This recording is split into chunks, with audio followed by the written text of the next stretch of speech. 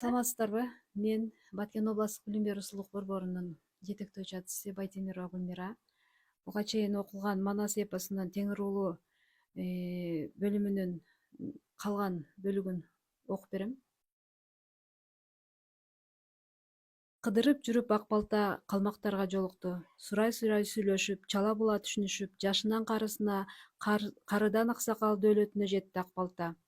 Эптеп тил табышып, алы жайды айтышып, кепке келишти, эпке көнүштү.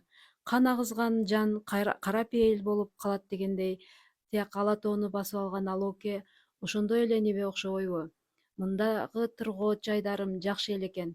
Түгөнүп кетер азганактай журтту ушерге туш болгонун ичинен шүгүрчүлүк кылды ак балта.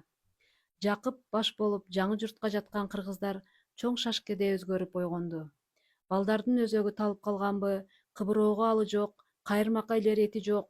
Көйнөгүнүн этегин үзө баскан энелери таш кемеге курушуп, сактап жүргөн куурма чайдан кайнатып, эптеп өзөк жалгашты. Балдар боор талашып, ышкын, кымыздык издеп кетти. Чоңдор ак балта ойлогон акылды алар дагы ойлошуп, саз жээгинен камыш кыркып, чөп алачык тигип жатты. 3-4 эркек агындуу кара суу бойлоп, жегделерин чечип, жака жеңдерин бууп, өрүп жүргөн балыктан челек-челек кармап жиберди.